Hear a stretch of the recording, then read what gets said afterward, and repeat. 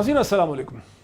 नाज़रीन, आज के इस प्रोग्राम में हमारा फोकस तो रहेगा कराची की सूरत हाल पे, जहां पाकिस्तान तहरीक इंसाफ की वफाकी हुकूमत आर्टिकल 149/4 के ज़रिए बेहतरी लाना चाहती है, तब्दीली लाना चाहती है, कराची शहर के हालात को बदलना चाहती है। ये और बात है कि हुकूमत के इन इक़दामात का जो जिक्र है या इस इजहार का जो जिक्र है वो अब तक बहुत सियासी तौर पे कंट्रोवर्शियल है। और अब सवाल है कि हुकूमत की तब्दीली किस तरह से ला पाएगी, क्या मैकेनिज़्म होगा, इसको पॉलिटिकली नॉन कंट्रोवर्शियल कैसे कर पाएगी, इसका बहुत ही तफसील से हम जायज़ा लेंगे। हम चाहेंगे कि इसे आवाम और हमारे नाजरीन जो हैं इसे समझ सकें। लेकिन सबसे पहले कुछ कमेंट्स पंजाब के हवाले से, जहाँ के चीफ मिनिस्टर उस्मान बुज़दार साहब जो हैं अपने एडवाइज़र्स ओन चौधरी को बरतरफ करने के बाद अपने एक और जो उनके स्पोक्समैन थे डॉक्टर शहबाज गिल, जो बहुत ही प्रोमिनेंट स्पोक्समैन थे, हर वक्त हर टेलीविज़न चैनल हर जगह पे अपने चीफ मिनिस्टर को डिफेंड करते थे, उनसे रेजिग्नेशन लेने के बाद उस्मान बुज़दार साहब सऊदी अरब चले गए उम्रा करने के लिए। अब इस पर बहुत चहमगोइयाँ हो रही हैं कि वो वापसी पे अपनी कैबिनेट में तब्दीलियाँ भी करेंगे। और लोगों के जहनों में एक सवाल उठ रहा है कि उस्मान बुज़दार साहब जो हैं वो क्या इन इक़दामात के ज़रिए अपनी काबीना को डरा के एक मजबूत चीफ एग्जीक्यूटिव की हैसियत से उभरना चाहते हैं। बज़ाहिरन प्राइम मिनिस्टर पाकिस्तान जनाब इमरान खान की अभी तक उन्हें मुकम्मल सपोर्ट और तायद भी हासिल है, जैसे कि शेख रशीद साहब ने आज अपने एक टेलीविज़न टॉक में अपनी अखबारी नुमाइंदों से बात करते हुए उन्होंने कहा कि मैंने कल रात को ही वज़ीर आज़म से बात की है और वज़ीर आज़म कहते हैं कि उस्मान बुज़दार कहीं नहीं जा रहा है। तो वज़ीर आज़म पाकिस्तान मसलसल अपना जो सियासी असासा है, जिसे अंग्रेज़ी में पॉलिटिकल कैपिटल है, उसे खर्च कर रहे हैं चीफ मिनिस्टर पंजाब के लिए, जो खासे गैर मकबूल नज़र आते हैं। अब सवाल है कि जो अब वो तब्दीलियाँ करना चाह रहे हैं कैबिनेट में, जो एडवाइज़र्स को उन्होंने निकाला है, इससे क्या वो मजबूत बन के उभर पाएंगे या उनकी और ही ज़्यादा उनकी सूरत हाल जो है वो अनस्टेबल हो जाएगी। ये एक ऐसा कॉमेंट है जिसे मैं आपके साथ छोड़ता हूँ। अब हम चलते हैं कराची की सूरत हाल के हवाले से, जहाँ पाकिस्तान के वफाकी लॉ मिनिस्टर जो है, फेडरल लॉ मिनिस्टर जनाब बैरिस्टर फ़ारूक नसीम साहब मुझे ज्वाइन कर पाएंगे। थोड़ा सा ये ज़रूर बता दूं कि बैरिस्टर फ़ारूक नसीम साहब न सिर्फ पाकिस्तान के फेडरल लॉ मिनिस्टर हैं, मैं अर्ली 90s से उन्हें जानता हूँ, बल्कि पाकिस्तान के एक बहुत ही गिफ्टेड लीगल माइंड हैं, मतलब एक असासा है कानून की हैसियत से पाकिस्तान का। Is a very gifted legal mind, one of the best in Pakistan. लेकिन इस वक्त तो ऐसा है कि फ़ारूक नसीम साहब ने, जैसे अंग्रेज़ी ज़ुबान में कहते हैं कि हॉर्नेट्स नेस्ट को छेड़ दिया है। लगता है शहद की मक्खियों के छत्ते पे उन्होंने पत्थर जाके मारा है 149/4 का जिक्र करके। मैं उनसे समझना चाहूँगा कि थिंकिंग उनकी थी क्या और ये बन क्या चीज़ गई। फ़ारूक नसीम साहब, वेरी वार्म वेलकम। मुझे तो वाकई नहीं समझ में आया कि क्यों ऐसा रद्द-ए-अमल हुआ। अब जैसे आपका प्रिजम्पशन है तो इस तरह मेरा भी प्रिजम्पशन है। और अभी थोड़ा सा मैंने रिफ़्लेक्ट किया एक आध दिन, तो मैंने थोड़ी सी स्टेटिस्टिक्स देखी, एनालिसिस की, तो 2011-12 से ले के 2018-19 तक कराची ने जो Sindh sales tax on service है, ये कोई 1000 बिलियन रुपीज़ तक कंट्रीब्यूट किया है। 1000 बिलियन। अच्छा, थोड़ा सा सही गलत हो मुझे माफ़ कीजिएगा, लेकिन जो मैंने चेक किया है वेबसाइट्स पे, अब ये 1000 बिलियन का जो कंट्रीब्यूशन है Sindh sales tax and service का, कराची का कोई 95% से भी ज़्यादा कंट्रीब्यूशन है। अब ये हमारा जो मुद्दा है वो ये है, और कुछ नहीं है सिवाय इसके कि लोकल गवर्नमेंट को एम्पावर होना चाहिए। लोकल गवर्नमेंट जो है वो, उसका मतलब है आर्टिकल 140 कैपिटल ए, और इसको 18वीं तरमीम में रिटेन किया गया। पीपल्स पार्टी के और नून लीग के जितने भी लीगल एक्सपर्ट्स थे, पॉलिटिशियंस थे, लीडर्स थे, उस लीडरशिप ने इसको रिटेन किया, एक्सेप्ट किया कि जी 30 ईयर ऑफ गवर्नमेंट बिल्कुल होना चाहिए। और शायद वजह यही थी कि अब दुनिया जहां में ऐसी क्लैरिटी से थिंकिंग है, कॉन्स्टिट्यूशनल और लीगल जूरिस्प्रूडेंस है कि अगर 30 ईयर ऑफ गवर्नमेंट एम्पावर नहीं होगी, उसको परपेचुअल पैसे नहीं मिलेंगे, उसको मशीनरी नहीं मिलेगी, इक्विपमेंट नहीं मिलेगी, तो जो लोकल हालात हैं, सफाई है, क्लिनलीनेस है, सिविक इम्यूनिटीज़ हैं, वो कहीं नहीं होती, कहीं साफ़ सुथराई नहीं होती, और फिर प्रॉपर रिप्रेजेंटेटिव रिस्पॉन्सिबल डेमोक्रेसी भी नहीं होती जब तक 3rd टियर आवाम तक वो हक़ जो है वो ट्रांसफ़र नहीं होता, ट्रांसलेट नहीं होता, और वो सिवाय लोकल गवर्नमेंट के कहीं से नहीं होता। अब ये 1000 बिलियन, यानी ये सब इकोनॉमिक्स है ना, तो अब ये सारा का सारा पैसा जो है क्या कराची में लगा? कराची तो छोड़ दें, मेरे जो अपने दूसरे मेरी अपनी दूसरी जो कॉन्स्टिट्यूंसीज़ हैं, दादू है, सक्खर है, डीपलो है, लाड़काना है, यहाँ कुछ लगा है, यहाँ भी तो एड्स तक है सिंध में। तो मतलब ये वो वाहिद जगह है पाकिस्तान में जहाँ इंटीरियर सिंध में तो एड्स जो है रिकॉर्ड हुई है, जिस तरह हुई आपके सामने है। डेंगी है, क्या कुछ है। तो क्या हम सिंधियों की इतनी किस्मत ख़राब है कि हमें ऐसी ही लीडरशिप मिलेगी जो कि लोकल गवर्नमेंट को एम्पावर नहीं करेगी? अच्छा, अब जो मसला क्या लोकल गवर्नमेंट का मसला है कि फेडरल गवर्नमेंट चाहती है कि लोकल गवर्नमेंट को फाल बनाया जाए, फंक्शनल बनाया जाए, क्या ये झगड़ा है? जी बस, और कुछ नहीं, और कुछ नहीं है। अच्छा। इसके पीछे सिवाय इसके, और उसमें जो हमारे गरीब लोग हैं, इनोसेंट लोग हैं, उनको पीपल्स पार्टी की लीडरशिप बेवकूफ़ बना रही है कि कराची को पर हमला कर दिया, सिंध पे हमला कर दिया, विफाक में हमला कर दिया। तो मुझे बात समझ में आ गई, ये कुछ नहीं है, इट्स ऑल नॉनसेंस। असल बात यह है कि गरीब तक, लोगों तक जो पैसे जाने हैं, वहाँ सिविक कम्युनिटीज़ आनी है, जहाँ नौकरियाँ होनी हैं, जहाँ तमाम चीज़ें होनी हैं, तो वो तमाम की तमाम तो वहाँ नहीं लगी। अगर ये तमाम की तमाम चीज़ें, इतने सारे पैसे जो हैं, देखिए होता ये है कि एक तो सिंध का अपना बजट होता है, जो मैंने आपको बताया Sindh sales tax on service ने कितना कंट्रीब्यूट किया ये 7-8 साल में। उसके साथ साथ फेडरल गवर्नमेंट जो है एनएफसी से बजट देती है, वो कितना होता है उसका हिसाब लगाएं तो वो तो कोई हिसाब ही नहीं है। तो वो सारा आता है प्रोविंशियल गवर्नमेंट में, क्योंकि 18वीं तरमीम के बाद जो मेजर चंक है वो प्रोविंशियल गवर्नमेंट्स के पास आता है। अब प्रोविंशियल गवर्नमेंट जो है, जो एनएफसी है, उसको प्रोविंशियल फाइनेंशियल जो अवार्ड होता है उसके थ्रू लोकल गवर्नमेंट्स में डिस्ट्रीब्यूट उसको करना होता है। यानी फेडरल गवर्नमेंट से एक बजट आया और एक जो प्रोविंस ने कलेक्ट किया, वो मिला के प्रोविंस भी अपने पास रखेगी, लेकिन उसका मेन चंक जो है 140A क्योंकि आ गया है, वो लोकल गवर्नमेंट्स को दे।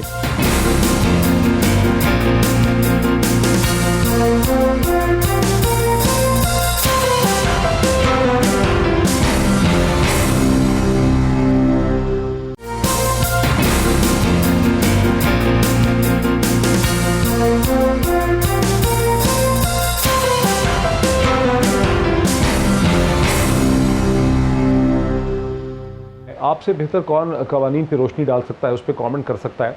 क्या वफाकी हुकूमत के पास कोई ऐसी कानूनी तरीका है, कोई प्रोविज़न है, कोई ऐसा टूल है कि सिंध की हुकूमत को ये पूछ सके कि भाई आपने 1000 बिलियन 1000 अरब रुपया तो आपने सिर्फ सेल्स टैक्स का इकट्ठा किया इस सारे टाइम में, वो आपने कहाँ लगाया? जो हमने एनएफसी अवार्ड में आपको पैसे दिए हैं गुज़िश्ता 5-6 बरस में, वो आपने कहाँ लगाए हैं? कुछ हमें उसका रिजल्ट या रिकॉर्ड दिखा दें। क्या वफाक पूछ सकता है सिंध से इस तरह से? अब 149(4) जो है उसके अंदर इकोनॉमिक लाइफ भी एक टॉपिक है, एक एक्सप्रेशन है, और यही तो हम पूछने जा रहे हैं। एक्चुअली जो इतना शोर मचाया पीपल्स पार्टी ने, जो इतना शोर मचाया कि उनकी इतनी बड़ी मैग्नीट्यूड की जो चोरी पकड़ी जा रही है, अब उस पर उन्होंने आसमान ज़मीन एक कर दिया, लोगों को गुमराह कर दिया कि जी इमरान खान और फ़रोग नसीम सिंध तोड़ रहे हैं, PTI MQM सिंध तोड़ रही है और कराची को अलग कर रहे हैं, कराची को विफाक में दे रहे हैं। ये कुछ नहीं है, नॉनसेंस।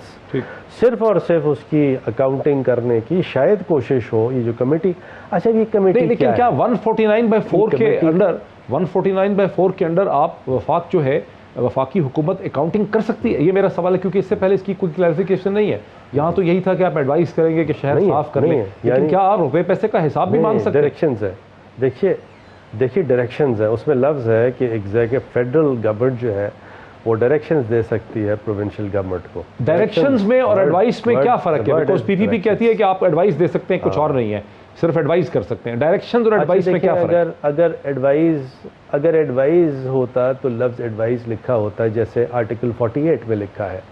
आर्टिकल 48 में लिखा है कि सदर पाकिस्तान जो है वो प्राइम मिनिस्टर और कैबिनेट की एडवाइस से काम करेंगे, और इसमें स्टेट वर्सेस ज़ियाउर रहमान का जजमेंट है, वो ये कहता है कि अगर कॉन्स्टिट्यूशन में दो अल्फाज डिफरेंट सेक्शंस में अलग अलग हैं तो फिर उनकी वर्ड मीनिंग, उनकी जो इस्तिलाह है अलग अलग होगी। यानी कि जहां एडवाइस क्योंकि आर्टिकल 48 में दिया गया है और आर्टिकल 149(4) में डायरेक्शंस दी हुई हैं, तो ये दोनों अलग अलग कॉनोटेशंस हैं। और वो है word क्या, अगर मतलब मेरे dictionary उठा के व्यूअर्स के देखें- लिए, नाजरीन के लिए, क्योंकि आप तो कॉन्स्टिट्यूशनल एक्सपर्ट हैं, लेकिन हमारे जो नाजरीन हैं उनकी वजाहत के लिए आप बता सकते हैं कि फ़र्क क्या पड़ जाता है, यानी एडवाइस में और डायरेक्शन में फ़र्क है क्या? फ़र्क ये जी, फ़र्क ये है मुईद, वैसे आपको भी समझ है क्योंकि आप माशाल्लाह बहुत ही सफ़े अव्वल के जर्नलिस्ट भी हैं और बहुत ही आगे।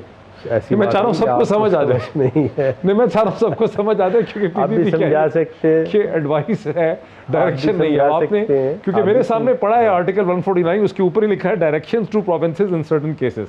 फ़र्क फिर है क्या? आज मैं आपको बताऊं कि एडवाइस तो ये हो सकती है कि मैं आपका दोस्त हूँ और आपको मैं कहूँ कि मोईद यार, ये आज मेरी एडवाइस है कि आज आप नीली टाई लगा के आइएगा।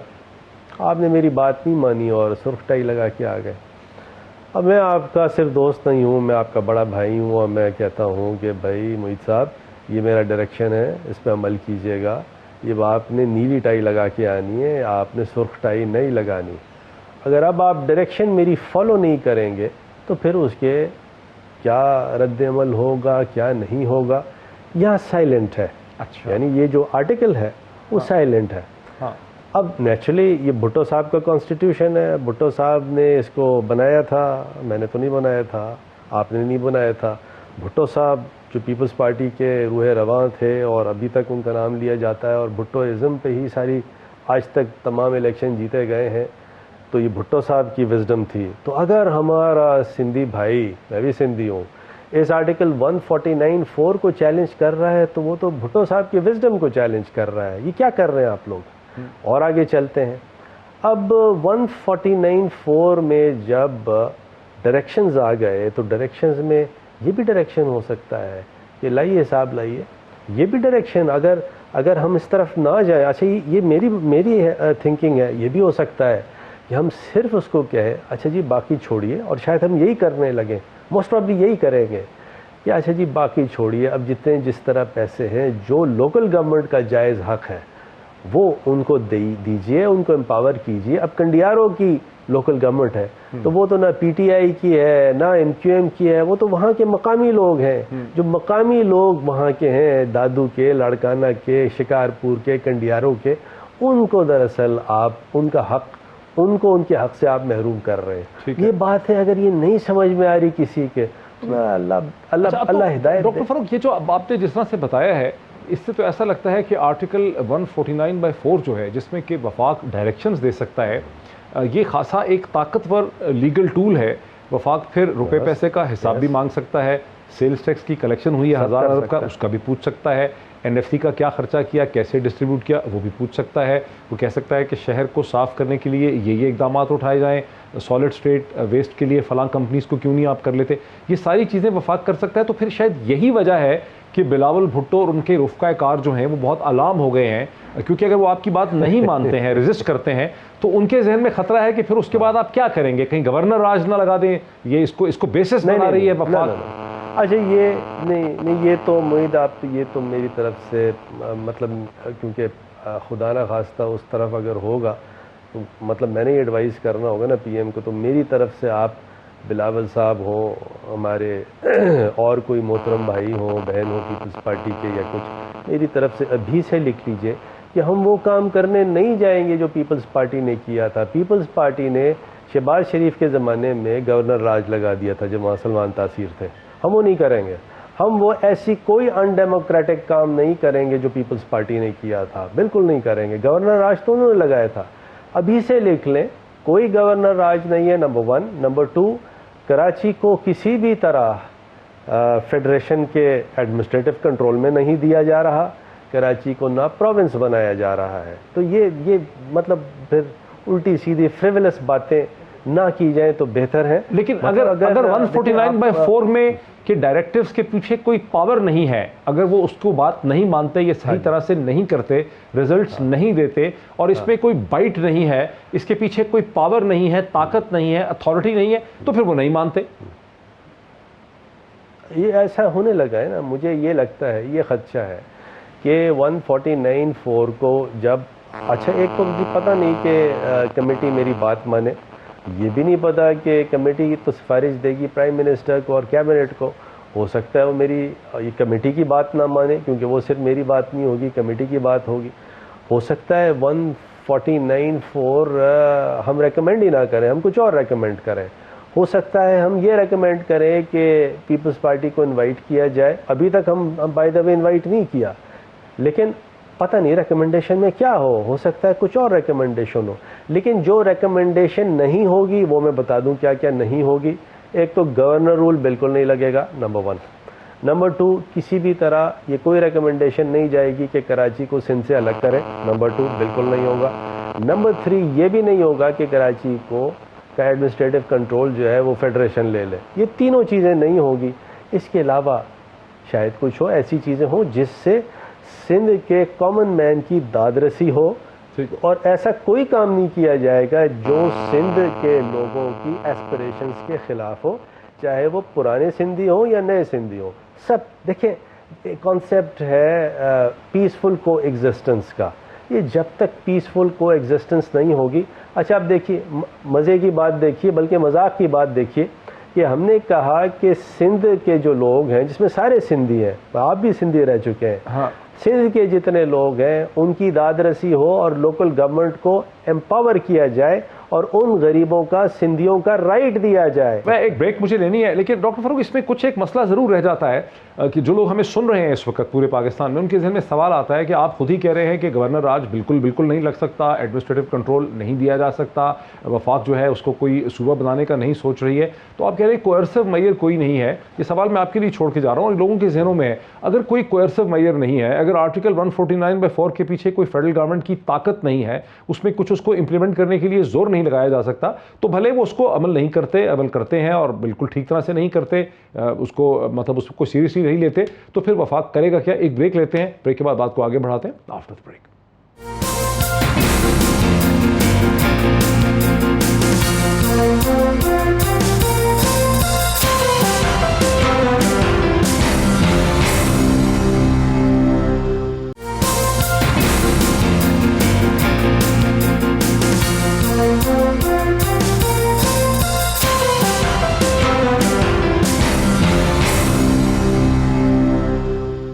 जनाब सईद गनी साहब, वो ये कह रहे हैं कि आप लोगों को पता ही नहीं है कि आप क्या करना चाह रहे हैं और आप लोग जो है कुछ कर ही नहीं सकते, आपके पास कोई सोल्यूशन नहीं है। जरा ये भी सुन लें।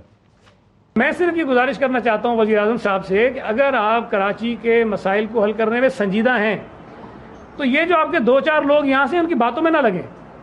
अगर क्लीन कराची कैंपेन की हकीकत वज़ीर आज़म को पता चल जाए तो मैं समझता हूँ कि अली जैदी को बरतरफ कर देंगे, अपनी पार्टी से निकाल देंगे।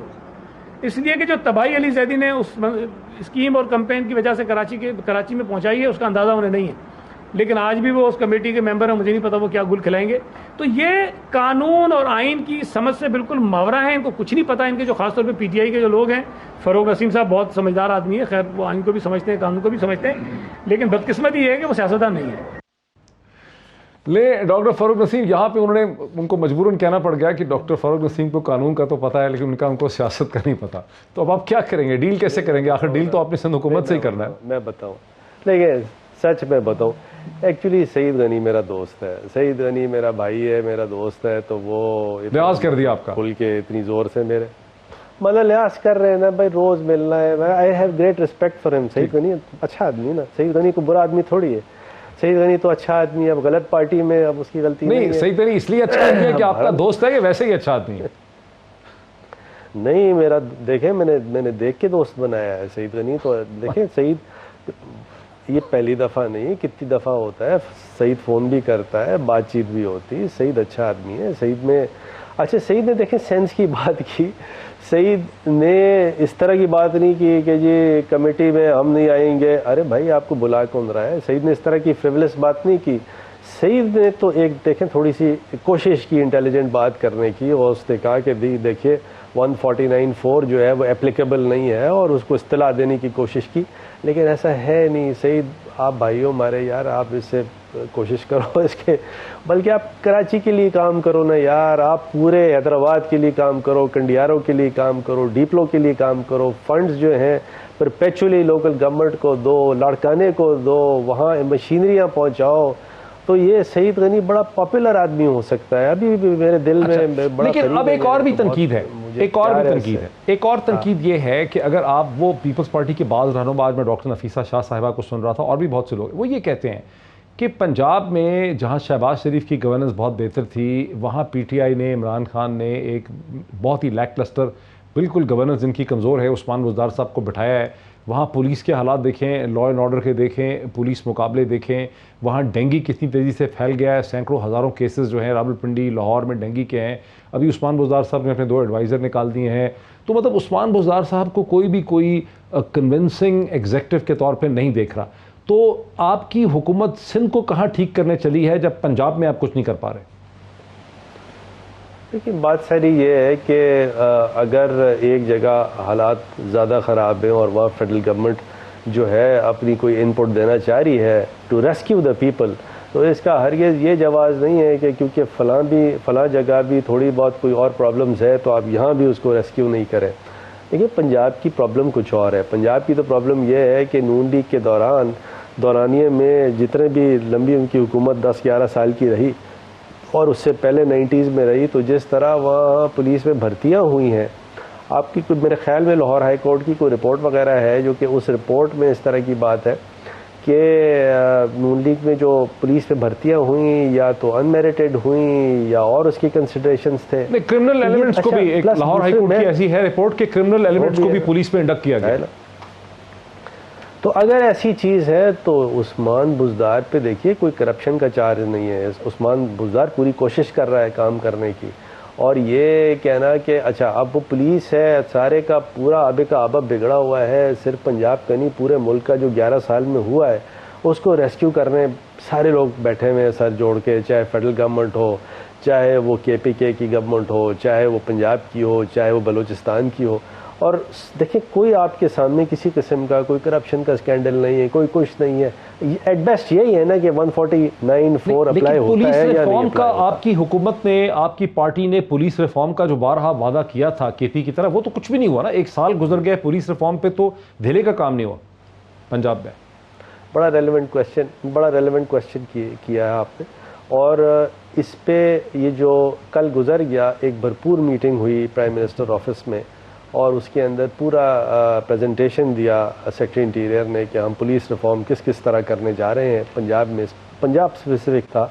और ये इमरान खान साहब ने इसकी ठान ली है कि पंजाब की जो पुलिस है उसको वो रिफॉर्म करेंगे। और मेरा अपना ख्याल ये है कि इसके अंदर भी आपको लोगों की चीखें ज़रूर नज़र आएंगी, लेकिन इमरान खान उसको रिफॉर्म करके दिखाएगा। अच्छा, कैबिनेट में क्या पता चलता है कि वज़ीर आज़म मसलसल अपना पॉलिटिकल कैपिटल खर्च करते रहेंगे उस्मान बुज़दार साहब को डिफेंड करने के लिए? मेरे जो कैबिनेट में तो उस्मान बुज़दार की कोई इस तरह बात नहीं होती। मतलब मेरा नहीं ख्याल कि कोई वज़ीर आज़म ने अगर 1 साल में 1 दफ़ा कहा हो, 1 दफ़ा कोई चीज़ कही हो तो कही हो, लेकिन मुझे वाकई रिकॉल नहीं कर रहा कि उन्होंने किसी भी प्रोविंशियल गवर्नमेंट के लिए कोई ऐसी, या उनके प्रोविंशियल चीफ मिनिस्टर्स या गवर्नर्स के लिए कोई ऐसी बात की हो। मतलब मेरा नहीं ख्याल कि कैबिनेट वो फोरम है और कैबिनेट में इस तरह की बात होती भी नहीं। अच्छा, इससे पहले कि हम कुछ और चीज़ों की तरफ चले, अब 149/4 का कोई टाइमलाइन तो होगी ना आपके जहन में कि भाई आपने चूंकि जिक्र छोड़ दिया है, रिएक्शन भी हो गया है, अब उस पर नेक्स्ट स्टेप्स क्या है? अच्छा, नेक्स्ट स्टेप से पहले आपने ब्रेक से पहले एक सवाल किया था, उसके लिए मैंने जवाब निकाला है, तो वो जवाब दे दूँ अगर मैं। जनाब दे दें। आप इसको इफेक्टिव बनाएंगे कैसे? जनाब देखिए, एक बड़े ज़बरदस्त जज थे सिंध हाई कोर्ट के, जस्टिस शफी मोहम्मदी। और जस्टिस शफी मोहम्मदी जो थे वो जज बनने से पहले बीबी के, पीपल्स पार्टी के एक बड़े ख़ास दस्ते राज थे और बहुत ज़बरदस्त ऑनेस्ट आदमी थे। और बड़ा उन्होंने खुल के, यानी पीपल्स जज थे और हर तरह का डंडे भी उठाए पीपल्स पार्टी के लिए और कोड़े भी खाए पीपल्स पार्टी के लिए। तो उन्होंने जियाले थे लेकिन बड़े ज़बरदस्त जज थे, बड़ा एक्यूमन था। उन्होंने एक जजमेंट दिया 1995 में और ये कहा कि द वर्ड डायरेक्शन का मतलब ये है giving authoritative instructions, ordaining, commanding that thing to be done. ये मैं लाया इसलिए हूँ कि अब पीपल्स पार्टी के ये जज थे, भाई अपने जज की बात तो मान लो। ये देख लीजिए, ये अब पता आ गया होगा आपके स्क्रीन पे। ठीक है, हाईलाइट भी फोकस करें जी, कैमरा करीब ले जाएं जरा, हाईलाइट करें, इसकी उंगली रखाएं उसके ऊपर जी, फोकस कर लीजिए, कैमरा करीब ले जाएं, कैमरा करीब ले आए प्लीज, ले आए, और कैमरा करीब ले आए, अब उंगली रखें उसके ऊपर, और ले आए जी, और ले आए, ये हाईलाइट किया हुआ है मैंने येलो में, हाईलाइट, हाँ बिल्कुल सही, येलो में देख लीजिए, बिल्कुल सही है, बिल्कुल सही। तो अब आप फिर चले, लेकिन नहीं मानते ना, सवाल लोगों के जहन में यही है जो पहले ब्रेक से पहले भी था कि वो नहीं मानते, वो लैकलेस, मतलब वो कहते हैं कि ठीक है करते हैं लेकिन करते नहीं है। वो आपकी बात इस हद तक मान लेते हैं कि ठीक है जी हम कर लेते हैं, बल्दियाती कुछ कर लेते हैं, लेकिन इफेक्टिवली नहीं करते। आप फ्रस्ट्रेटेड हैं, फिर आप क्या करेंगे, सुप्रीम कोर्ट में जाएंगे? देखें, इसकी थोड़ी बहुत बात तो मैंने मीडिया में ज़रूर बताई है एक आध जगह, लेकिन इसकी डिटेल जो एनालिसिस है वो इमरान खान साहब को, खालिद मकबूल सिद्दीकी साहब को और एक दो और पीटीआई के जो करीब लोग हैं उनको और इमक्यूम वालों को, एक आध को वहाँ इमरान खान साहब के साथ ये मैंने बात बता दी है कि किस तरह इसकी एनालिसिस मेरी है कॉन्स्टिट्यूशनल और लीगल, लेकिन फोकस अगेन सिंध की आवाम के लिए है, सिंध की गरीब आवाम के लिए है। ये चाहे कितना गुमराह करें उनको, मुझे पूरा यकीन है आज नहीं तो कल यही जो सिंध की आवाम है, सिंधी भाई हमारे कहेंगे यहाँ आप सही थे, और ये कोई ना सूबा बन रहा है ना एडमिनिस्ट्रेटिव यूनिट बन रहा है और कुछ नहीं हो रहा, लोकल गवर्नमेंट की एम्पावरमेंट हो रही है ताकि आपको साफ पानी मिले, एड्स से निजात हो, डेंगू ख़त्म हो, वगैरह वगैरह। नहीं, आपकी इस बात से ब्रेक से पहले मैं इसकी थोड़ी सी मुझे जो समझ आई ये बात मैं बता दूं लोगों को कि आप ये कह रहे हैं कि आर्टिकल 149/4 की इम्प्लीमेंटेशन के हवाले से आपने वज़ीर आज़म और चंद कैबिनेट के लोगों को ब्रीफ किया है, आपने एज वज़ीर कानून उनको एक लीगल ओपिनियन, अपना एक एनालिसिस दे दिया है, लीगल ओपिनियन दे दिया आपने कि क्या करना होगा। इसका मतलब है कि कुछ ना कुछ टूल या कुछ ना कुछ बाइट आपके पास है, कुछ ना कुछ एग्जिस्ट करता है। हालांकि आप कह रहे हैं कि गवर्नर राज नहीं लगाना है, सूबा नहीं बनना है, एडमिनिस्ट्रेटिव कंट्रोल नहीं लेना है, लेकिन कुछ है ज़रूर आपके पास। मैं आपको बताऊं ना मुईद, हालांकि गवर्नर राज के बारे में कॉन्स्टिट्यूशन में भी है, इमरजेंसी के बारे में भी है, बहुत कुछ है, लेकिन हम उस तरफ जा ही नहीं रहे। हम ऐसा कोई इकदाम नहीं करेंगे कि जिससे ना सिर्फ चीज़ अनडेमोक्रेटिक लगे बल्कि उसकी सेम्बलेंस भी हो, ऐसा कुछ नहीं करेंगे। और वो करेंगे तो सिंध की आवाम कहेगी हाँ भाई वाकई आपने, इमरान खान ने वाकई हमें सुख का और चैन का सांस लेके दिया है। अच्छा, उम्मीद है कि आपको ये लग रहा है कि आप कुछ कर गुजरेंगे, यदि कुछ अचीव कर पाएंगे, या ये बात बस हवा में रह जाएगा आज प्रोग्राम के बाद बात खत्म? नहीं मुईद, देखें तभी बाकी जितने भी कमेटियां बनी, लोग आए, ये आए, तो पीपल्स पार्टी ने उस पर बिल्कुल शोर नहीं मचाया। इस पे जो आए तो लगता है उनकी दुब पे पैर पड़ गया है, तो यानी मे भी ठहर जाए, देखें इंतजार करें। देयर इज समथिंग जो अभी आप हमें बता नहीं रहे अभी इस वक्त पे, लेकिन एक ब्रेक लेते हैं नाज़रीन, और ब्रेक के बाद कुछ और बता सकते, हाँ कुछ और भी ऐसे मामला हैं जो बहुत ज़रूरी, उन पर बात करते हैं आफ्टर द ब्रेक।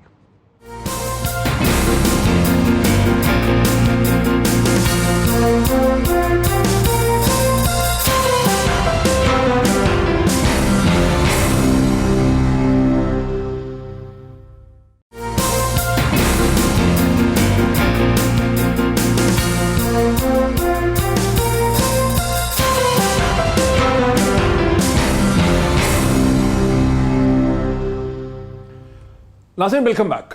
मेरे साथ है पाकिस्तान के फेडरल मिनिस्टर फॉर लॉ जनाब डॉक्टर फ़ारूक नसीम साहब, और वो ये कहते हैं कि आर्टिकल 149(4) जो है उसमें बाइट है, वो एडवाइस कर चुके हैं प्राइम मिनिस्टर और कैबिनेट को, लेकिन इस मौके पे बताना नहीं चाहते हैं। खैर, इससे बात को आगे लेके चलते हैं। डॉक्टर साहब, कुछ कॉलमनिस्ट ने एक तजवीज़ ये भी लिखी है कि पाकिस्तान में 2 दारुल खिलाफा भी हो सकते हैं। कराची के मसाइल का एक हल है कि Karachi can be A second capital, Karachi can perhaps भी पाकिस्तान का फाइनेंशियल कैपिटल हो सकता है।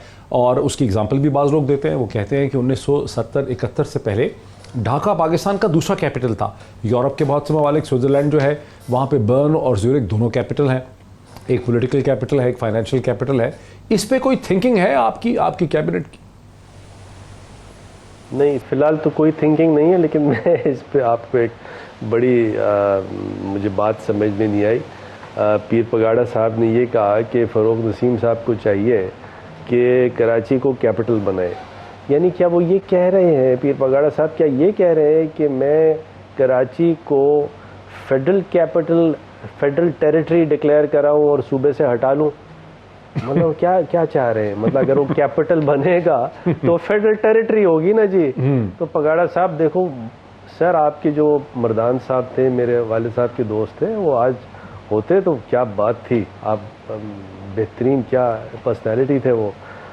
और आप ये कह रहे हो आपके लोग, दूसरे जीडीए के लोग मेरे पास आते हैं और कहते हैं कि पीपल्स पार्टी के लोग कैसे जुल्म और सितम ढाते हैं वहाँ इंटीरियर सिंध में, वहाँ की पुलिस, वहाँ की एडमिनिस्ट्रेशन। अब जब लोकल गवर्नमेंट को एम्पावर करने की बात आ रही है, मैं आपकी बात कर रहा हूँ, तो आप कहीं और खड़े हुए हो। और बल्कि आपने ये कहा कि मैंने ये कहा कि मैं फेडरल टेरिटरी बना रहा हूँ कराची को, जो कि मैं नहीं बना रहा, लेकिन फिर कह दिया कि जी आप कैपिटल बनाए। यानी आप कह रहे हैं कि मैं फेडरल टेरिटरी बनाऊँ। सर क्लैरिटी ले, लोगों को क्लैरिटी नहीं है, मुनासिब नहीं है, क्लैरिटी नहीं है। बस ऐसी बात, क्योंकि देखिए पीपल्स पार्टी ने कहीं स्पिन दे दिया है, उन्होंने देखा अरे यार ये तो हमारी करप्शन ना सामने आ जाए, ये इशू है सारा। अच्छा, अब एक दो चीज़ें और हैं। आपने अपनी प्रेस ब्रीफिंग में ये कहा कि नैब का कानून बन रहा है कि नैब जो है उसके पास वो ताकत नहीं रहेगी कि वो प्राइवेट सिटीजन्स को जो पब्लिक ऑफिस होल्ड उन्होंने नहीं किया उनको इन्वेस्टिगेट नहीं कर सकेगी। या तो बात बड़ी पॉजिटिव लगती है, लेकिन कुछ लोग मीडिया में ये कहते हैं कि ये गालिबन कानून इसलिए लाया जा रहा है कि पीटीआई के बाज़ मिनिस्टर्स पहले पब्लिक ऑफिस होल्डर नहीं थे, लेकिन उनके ऊपर केसेस वगैरह हैं, उनको बचाने के लिए ये कानून लाया जा रहा है। नहीं, बिल्कुल ऐसा है, बिल्कुल नहीं है। वो चाहे पहले पब्लिक ऑफिस होल्डर था या पब्लिक ऑफिस होल्डर है तो वो बचेगा थोड़ी। या कोई फ्रंट मैन है, कोई प्राइवेट आदमी ऐसा है जो फ्रंट मैन है किसी होल्डर ऑफ पब्लिक ऑफिस का, तो वो भी नहीं बचता। ये तो देखिए इस तरह की बात है जो एक नहीं कितने ऐसे अब्यूसेस सामने आए कि दो पार्टनर्स हैं या दो डायरेक्टर्स हैं किसी कंपनी में, प्राइवेट कंपनी है, उसका गवर्नमेंट से कोई ताल्लुक नहीं है, कोई फ्रंट मैन का इशू नहीं है। एक पार्टनर ने दूसरे को समझिए कि आर्म ट्विस्ट करने के लिए नैब का नीचे लेवल पे कोई जानने वाला है, उससे उसको नोटिस दिलवा दिया, बुला के कार्रवाई शुरू कर दी। तो ये इस तरह के कोई अब्यूजेस अगर हैं तो ये उनकी बात की जा रही है। अच्छा, अब ये डॉक्टर साहब जहाँ नैब की बात हो रही है, ताकतों की बात हो रही है, वहाँ पर मसलसल आपके कानों में ये बात हो रही होगी कि भाई एक डील ऑलमोस्ट हो ही गई है, एक एनआरओ किस्म की शक्ल है जिसमें जनाब नवाज़ शरीफ साहब जो साबिक वज़ीर आज़म हैं, कुछ और लोग जो हैं उनकी साहबजादी हैं, वो लोग बग़ैर कन्विक्शन के उनको बेल हो जाएगी और वो बेल पे पाकिस्तान से बाहर चले जाएंगे, लंदन चले जाएंगे, केसेस उनके पड़े रहेंगे, कन्विक्शन नहीं होगी, एक डील जो है हो जाएगी। ये अगर ऐसा है तो इसकी कोई कानूनी बेसिस होगी? मोहित, पहली बात तो ये है कि मेरी नॉलेज में है ही नहीं कोई चीज़, बिल्कुल इस किस्म की कोई चीज़ नहीं है। लेकिन इसका कानून जो है वो प्ली बारगेन का है, प्ली बारगेन का कानून मौजूद है नैब ऑर्डिनेंस में, और उसमें फिर यही है कि नैब का चेयरमैन जो है वो प्ली बारगेन एक्सेप्ट करें, और वो एक्सेप्ट इस तरह होगी कि वो अदालत जो है फिर उसको एंडोर्स करेगी। उसके बाद प्ली बारगेन चाहे किसी की भी हो वो एक्सेप्ट हो सकती है। लेकिन इनकी क्या प्ली बारगेन ये कर रहे हैं या इनको ऑफ़र की जा रही है, मेरे पास कोई ऐसी इन्फॉर्मेशन नहीं है। अच्छा, पीएमएलएन के बाज़ लोग ये कहते हैं कि प्री बार्गेनिंग तो खैर वो नहीं करेंगे, आज भी राना सनाउल्लाह साहब ने कहा कि सवाल ही नहीं पैदा होता, लेकिन कोई ऐसी डील होगी जिसमें उनको अदालतें बेल दे देंगी। वो कहते हैं कि जैसे फ़ारूक नसीम साहब ने जनरल मुशर्रफ को बेल दिलाई, जनरल मुशर्रफ साहब का केस है, उनको अभी भी अदालत बुलाती है, वो आते नहीं है ख़राबी सेहत की वजह से, तो वो बस हैं दुबई में। इसी तरह नवाज शरीफ साहब चले जाएंगे, अगर तंग करेंगे तो उनको लंदन से वापस बुलाएंगे, वो नहीं आएंगे। इस तरह की कोई बात है? किसको किससे मिला रहे हैं? पहली बात तो ये है कि जनरल मुशर्रफ साहब की, मैंने पहले भी कहा था मैं किसी किस्म का कमेंट नहीं करूंगा, लेकिन एक चीज़ बता दूं, इसके अंदर जजमेंट मौजूद है सुप्रीम कोर्ट का, जिसमें उन्होंने एक जजमेंट पास किया सुप्रीम कोर्ट ने, जिसमें उनको बाहर जाने की इजाज़त दी, और वो टेक्निकल आर्ग्यूमेंट था, बड़ा हाइपर टेक्निकल आर्ग्यूमेंट था। ये प्रोग्राम उसके लिए नहीं है। सिवाय इसके मैं ये कह दूँ कि प्ली बारगेन के अलावा प्रेजेंट किसी कानून में कोई और लीगल ऑप्शन नहीं है। ये कोई और लीगल ऑप्शन किसी और वकील के पास हो तो मैं नहीं कह सकता, लेकिन मेरी दानिश में ऐसा कोई लीगल ऑप्शन नहीं है सिवाय प्ली बारगेन के। और प्ली बारगेन का मतलब है कि एक तरह से कन्विक्शन है, आप पैसे देंगे, आप मानेंगे, जुर्म को मानेंगे जी। अच्छा, क्या और 10 साल के लिए डिस्क्वालीफाई होंगे। अच्छा, ये तो होगी प्ली बारगेन की बात होगी। एक ये है कि किसी की कन्विक्शन हो जाती है, उसके बाद उनको उन पे रहम भी खाया जा सकता है, जैसे अहद उलमत जो थे उनको कम्यूट कर दिया था पार्लियामेंट ने, ये हुकूमत ने, इसराइली प्राइम मिनिस्टर। ये भी तो है ना कि आपको सज़ा हो गई है, फिर उसके बाद आपको माफ़ी हो जाती है। वो बिल्कुल हो सकती है। वो आर्टिकल 45 है कॉन्स्टिट्यूशन का, जो सदर को पावर देता है सेंटेंस को कम्यूट करने का, यानी कन्विक्शन वो सेट असाइड नहीं होता, लेकिन सेंटेंस जो है वो कम्यूट हो जाता है और वो एडवाइस जाती है प्राइम मिनिस्टर की या कैबिनेट की, उसके तहत होता है। लेकिन मैं जितना इमरान खान साहब को जानता हूँ, तो इमरान खान तो मेरा नहीं ख्याल है कि वो कभी भी एडवाइस करेंगे प्रेसिडेंट साहब को कि किसी करप्शन के केस में सेंटेंस कम्यूट किया जाए। यानी आप ये कह रहे हैं कि आप कैबिनेट मेंबर हैं, one of the most important cabinet member हैं कॉन्स्टिट्यूशन एवेन्यू में, लेकिन आपके सामने ऐसी बातें नहीं हो रही हैं, बाहर सब हो रही हैं मीडिया पे, लेकिन आपके कानून में कोई दूर दूर ऐसा डिस्कशन नहीं है। मतलब कोई ऐसा डिस्कशन नहीं है, ना कैबिनेट में है, ना पीएम ने, ना प्रेसिडेंट ने कभी मुझे बुलाया हो ये कहने के लिए कि जी ये बताइए कि हम इनको प्ली बार्गेन कर रहे हैं या इनको छोड़ रहे हैं तो तरीका बताएं। कोई दूर ऐसा कोई डिस्कशन नहीं है। अच्छा, एक आखिरी सवाल बताते, आपने इससे पहले कुछ दिन पहले हमारे प्रोग्राम में बैरिस्टर खाबर कुरैशी साहब, जो कि क्वीन काउंसिल हैं, जिन्होंने पाकिस्तान के केस को, कुलभूषण जाधव केस को हेग में डिफेंड किया था बहुत सक्सेसफुली, कामयाबी से, वो मेरे प्रोग्राम में आए। उन्होंने कहा कि पाकिस्तान को आईसीजे में नहीं जाना चाहिए बिकॉज जीनोसाइड को साबित करना इतना आसान नहीं होता। बोस्निया हर्जेगोविना में भी वो उस टीम में थे, वो साबित नहीं हो सका था, बड़ा मुश्किल एक टेस्ट होता है। लेकिन आपके नाम से भी एक स्टेटमेंट छपी है कि आपने कहा है कि पाकिस्तान अकेला जो है उसको इंटरनेशनल कोर्ट ऑफ जस्टिस में नहीं जाना चाहिए। इसका क्या मतलब है, अकेला ना जाना चाहिए? देखिए, पाकिस्तान का जो कुलभूषण वाला केस था उसमें ऐसा था कि एक जिनीवा कन्वेंशन था जो कि एस्पियोनाज के लिए था कि अगर स्पाई पकड़े जाएं तो स्पाई के साथ, या एक दूसरे के ममालिक के लोग पकड़े जाएं, स्पाइज पकड़े जाएं, तो उनके साथ किस तरह ट्रीटमेंट होगा, उनकी काउंसलर एक्सेस दी जाएगी, और अगर काउंसलर एक्सेस नहीं दी जाएगी तो मामला डिस्प्यूट रेजोल्यूशन का आईसीजे में कश्मीर पे है ना, दोनों कश्मीर पे नहीं है इस किस्म का कोई, कश्मीर पे इस किस्म का कोई कन्वेंशन नहीं है। तो लिहाजा दोनों साइड्स अगर नया कोई कन्वेंशन बनाए या किसी पुराने कन्वेंशन पे साइन करें तब आईसीजे जा सकता है। अदरवाइज यूनाइटेड नेशंस की सिक्योरिटी काउंसिल या यूनाइटेड नेशंस की जनरल असेंबली एडवाइजरी ओपिनियन के लिए आईसीजे ये मामला भेज सकती है। सो बेसिकली आपने हुकूमत पाकिस्तान को ये एडवाइस किया है कि हमें आईसीजे में इस मसले को लेकर नहीं जाना चाहिए। ये देखें, डिस्कशन इसी तरह का हुआ है, अभी फाइनल कोई चीज़ नहीं है। कश्मीर एक कमेटी है, उसके अंदर ये डिस्कशन इसी तरह हुआ है जैसे मैंने पेश किया आपको। और ये वो डिस्कशन है जो कल कश्मीर के हवाले से कैबिनेट की डिस्कशन रात गए तक 11 बजे तक होती रही। ये कल काफ़ी देर तक कैबिनेट की डिस्कशन नहीं थी, ये कश्मीर कमेटी का डिस्कशन हुआ है फ्राइडे को। बहुत शुक्रिया doctor Farooq Naseem, brilliant legal mind, Pakistan के फेडरल लॉ मिनिस्टर, हमारे साथ थे। बहुत से टॉपिक्स पे बात हुई। कराची के हवाले से एक चीज़ कम से कम बड़ी क्लियर है कि वफाकी हुकूमत का, लॉ मिनिस्ट्री का कोई मूड नहीं है, कोई प्लान नहीं है, कोई इंडिकेशन नहीं है कि कराची में गवर्नर राज हो सकता है या वहाँ पे कोई एडमिनिस्ट्रेटिव कंट्रोल लिया जा सकता है। ताहम कुछ ना कुछ टूल ऐसे ज़रूर हैं, कुछ इंप्लीमेंटेशन पावर वफाकी हुकूमत के पास ऐसी ज़रूर है, जो लॉ मिनिस्टर कहते हैं कि प्राइम मिनिस्टर को एडवाइस कर चुके हैं, जिसके ज़रिए आर्टिकल 149/4 जो है उसमें ताकत आ सकती है और सिंध की हुकूमत को मजबूर किया जा सकता है कि वहाँ के बल्दियाती निज़ाम जो है, जो लोकल गवर्नमेंट सिस्टम है, उसको फाल बनाए, उसे इफेक्टिव बनाए, और कराची के जो बहुत से मसाइल हैं उनको हल करने के लिए वफाकी हुकूमत सिंध पे दबाव डाल सकती है, उससे काम करवा सकती है। ये महज एडवाइस देने का, मशवरा देने वाली बात नहीं है, बल्कि यहाँ पे डायरेक्शन दी जा सकती है, हुक्म दिया जा सकता है। इतना ही नाज़रीन, कल फिर आपसे कराची ही के हवाले से मुलाकात होती है। बहुत शुक्रिया।